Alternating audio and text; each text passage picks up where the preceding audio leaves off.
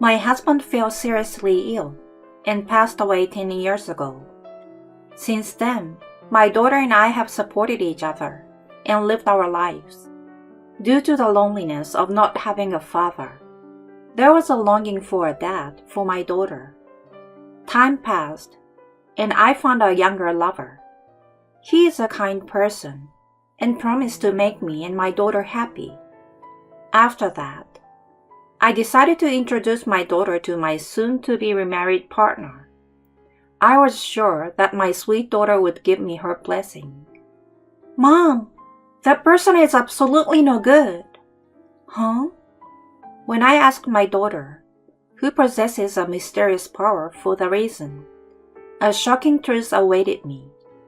My name is Emma Walker, and I'm 38 years old. I'm a busy nurse. Right now, my daughter Rory and I live together in an apartment. Rory is a bit lively, but she is a kind and cheerful girl. Our family is a single-parent household, and my husband passed away due to illness 10 years ago. It was a quite severe illness, and despite the efforts of the doctors, there was nothing that could be done. At that time, I was 28 years old, and my daughter Rory was only 4 years old. I was deeply shocked to the point where I couldn't stand, but I had no time to grieve amidst the preparations for the funeral. After the funeral, as I felt a sense of relief, my husband's portrait with a smiling face caught my eye. Finally, realizing that my husband had passed away, I cried loudly. He was a kind person who always cherished both me and Rory. We shared the workload as working parents, and he took good care of Rory. Even when he fell ill and near the end, he worried about our future, despite his own suffering. After shedding tears, I made a firm decision. I couldn't just keep crying. He must have been the one most saddened. He couldn't witness our daughter's growth before his passing. From now on, I had to protect Rory in his place.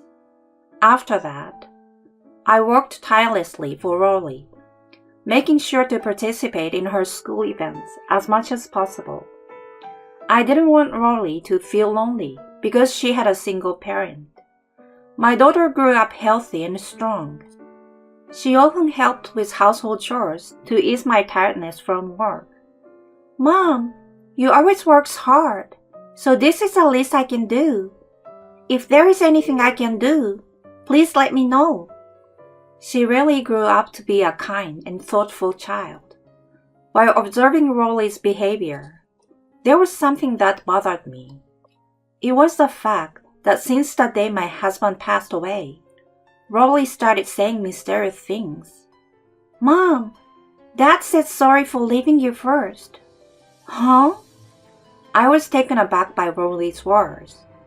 I can't help but ask, "What else is Dad saying?" "Daddy says he's going to protect Mommy and me from now on." At that time, I thought my daughter was just fantasizing about her father's love. But afterwards, Rory started saying mysterious things frequently. For example, there was a time when Rory hurriedly stopped me when I was about to go to work at the hospital. "Mom, it's dangerous to take the car, so take the bus if you're going to work." "Huh? But then there's the issue of money." The hospital where I work is in the city, so it wouldn't take much time to get there by car. I thought it was a waste of money to pay for the bus. However, Rory didn't change her opinion. "It is really dangerous. If you don't take the bus, don't go to work." Rory holds the car keys and refuses to let go. On that day, I reluctantly commuted by bus, but later, there was a multiple car accident on the usual route. Fortunately, there was no fatalities, but there were quite a few injured, and the situation became serious enough for several ambulances to arrive. If I had gone out in my car as usual, I might have been involved too. When I returned home and asked Rolly how she knew about the accident, she said Daddy told her. There are still many more episodes like this. During a trip with Rolly, as we were looking at the hotel gift shop, Rolly whispered in my ear, "That young guy over there is eyeing your back, Mom. Be careful." As Rolly warned me, a suspicious-looking young man approached me. I hacked my back and glared at him. Seeing that, the guy, tongue-tied, quickly fled. I thought I was feeling a bit lonely after losing my husband, but in this way, I was protected by Rolly's magical power every day. Perhaps my late husband is truly watching over Rolly and me. However, I couldn't let anyone exploit my daughter's ability, so this remained a family secret. Never did I expect things to turn out like this. Time passed, and young Rolly grew into a 14-year-old middle schooler. She had a vibe of a modern girl who enjoyed fashion and hanging out with friends. I, as a single mother, worked hard as a nurse. Hospital work was demanding, but it was a fulfilling job. Seeing patients recover and become healthy brought joy to me as well. By the way, I wasn't considering remarrying. I hadn't forgotten my husband, and if someone were to marry me, they would have to love Rory too. I intended to continue living together, just the two of us, until Rory became independent. It was during this time that I met a delivery man named Michael. He was a bright, devilishly handsome guy with a refreshing charm, and he was popular among the hospital nurses and patients. I also found Michael, who had a charming personality, quite appealing. However, since he was 8 years younger than me, I hadn't regarded him as a romantic interest. That's why I was quite surprised when Michael confessed to me. "Emma, I like you. Please consider dating me with the intention of marrying me one day."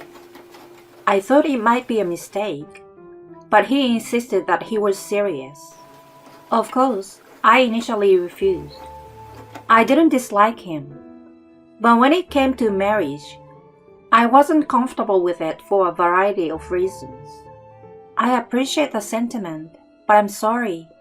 I can't see you romantically due to the age difference.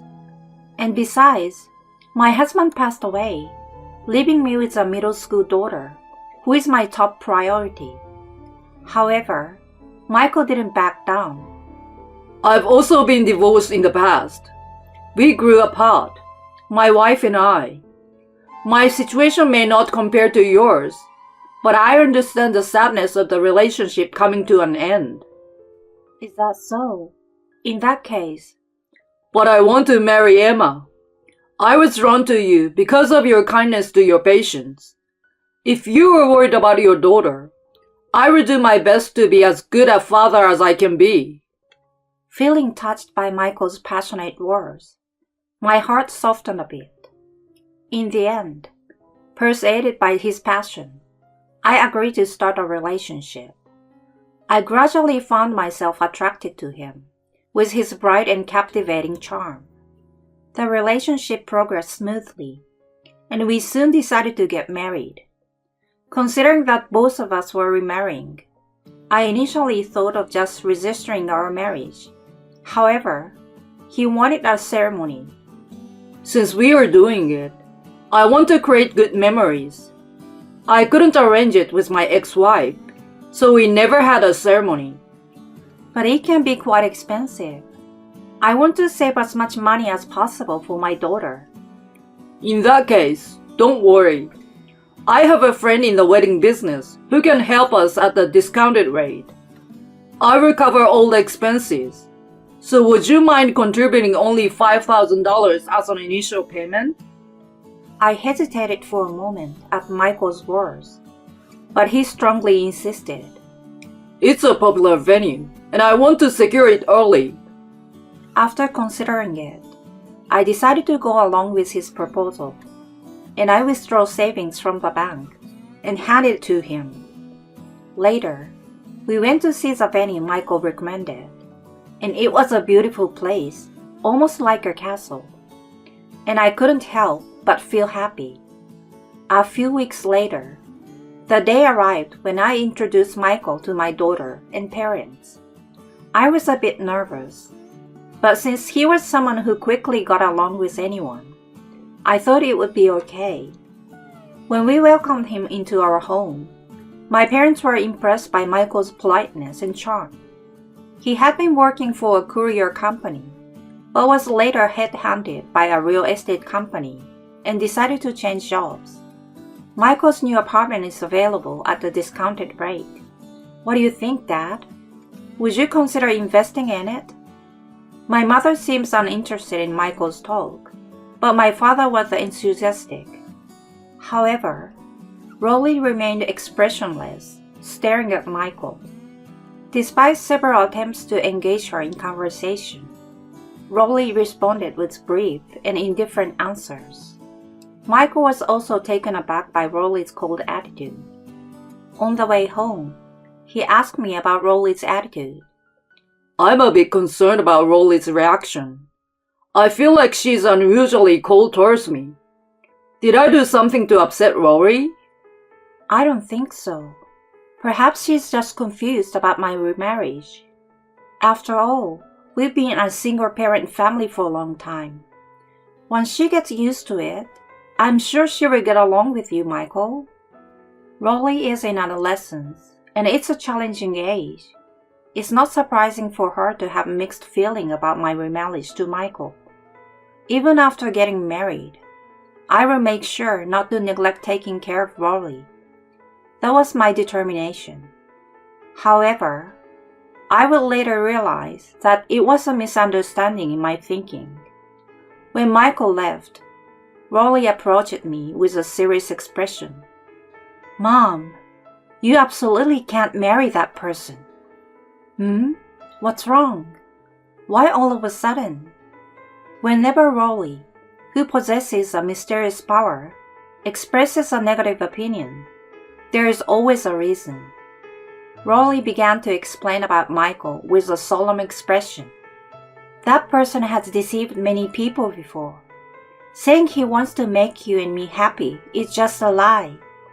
He wants your and Grandpa's money. I was shocked by Rolly's words. I never thought that kind Michael would. I thought so.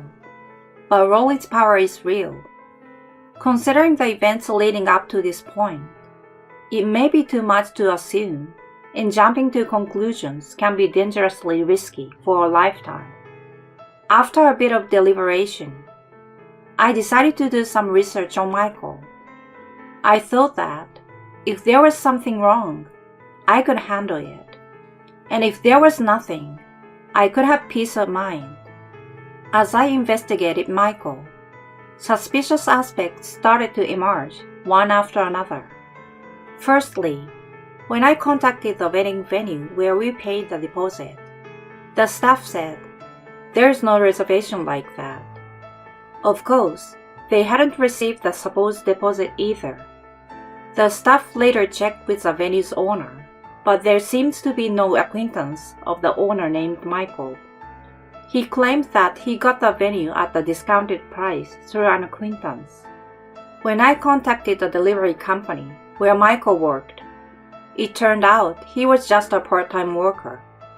Even when I inquired at the real estate company, where he claimed to have changed jobs, they said, "There's no such employee, and no new employee has joined."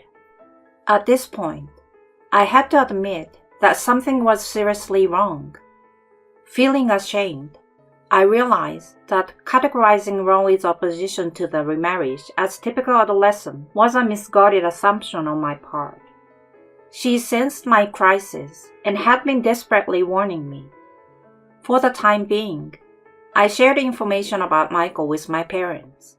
Since I couldn't talk about Rolly's mysterious power, I told them I felt something suspicious and decided to investigate. My parents, upon learning about Michael's true nature, were furious. On the contrary, Rolly had a look of "I knew it." As my parents, Rory, and I were discussing our future, the doorbell rang. Coincidentally, the central figure in the conversation, Michael, had arrived at our house. He entered the house with a silly grin, saying, "Sorry, I forgot something." Unaware of our family's cold stares, Michael began to talk. "Oh, right. There's something I need to tell your dad. About the investment we were talking about before. I just called the company, and someone showed up who wants the very cheap apartment I talked about." The way he speaks with such enthusiasm, it is obvious that Michael is trying to deceive my father. However, my father doesn't fall for it. "I see. So you were planning to deceive my father like this, just like you successfully fooled me." When I said that, Michael's expression darkened. Panicking, he quickly denied my words, saying, "What are you talking about? I'm providing good information for your father's sake. What's this talk about deceiving you in the first place? Stop teasing me." Michael, with a sense of indignation, vehemently asserted his innocence. His overly confident demeanor made me wonder if I was misunderstanding something. With his acting skills, he must have deceived many people until now. However, my evidence-based approach rendered his acting ineffective. So I said, "I see through your insincere acting. I understand everything now. Your name, Michael, is also fake for the scam, right? What's your real name?" Michael finally froze at that statement. "You didn't reserve the wedding venue, and the story about the down payment is a lie, isn't it? The acquaintance with the owner is also a complete fabrication. Give me back my $5,000. Seeing me like that, Michael glared at me. Then he tried to escape through the front door without saying a word. Michael was quickly called by my father. My father holds a black belt in judo and has experience instructing at the police academy. For my father, restraining someone like Michael, who isn't particularly well trained, is a piece of cake. While my father detained Michael, my mother reported the incident to the police. Michael, driven into a corner, finally asked me for help. "Emma, please help me. I truly love you. I intend to pay the wedding deposit, just a little delayed. Please don't report it to the police." I'm fed up with Michael's attitude. Why does he think I will help him in this situation? Does he really think I'm that foolish? Even though I was deceived, the fact that I was about to marry such a fraudster makes me feel like a complete fool. Before I knew it, I found myself yelling at him. "Don't play games! There's no way I will believe such things now. Your claims of loving me and cherishing Rory, they're all lies, right? You're truly the worst kind of man." "No, it's not like that. I truly care about you, and I never intended to deceive." Enough! I can't trust anything you say anymore. Be prepared. I will sue you for marriage fraud. Never come near me and my daughter again. With that, Michael finally became quiet. Later, he was taken into custody by the police and promptly convicted. I didn't know at the time, but he had a history of committing serious fraud and was on the wanted list. I could never have imagined having such a criminal close to me.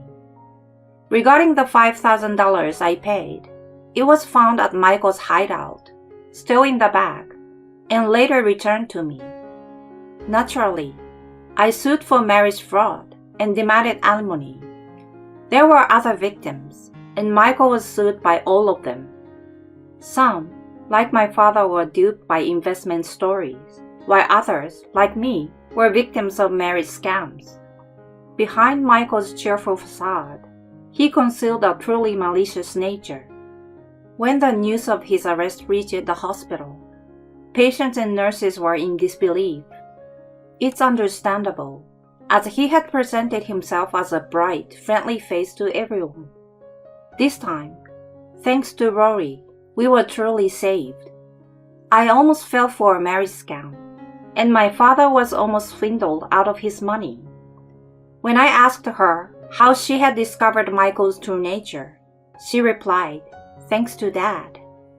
I can't entrust my precious wife and child to that guy. Dad said, and was angry about that. Him? Dad, is always watching over you and me from above. I will never let you two be unhappy. Dad always says. Oh dear. When I heard Rolly's words, I felt like crying a little. Even though my husband has passed away, he has been watching over us from heaven. And so, peaceful days with Rolly have returned. From now on, I want to express gratitude to my husband in heaven and continue living happily with my child.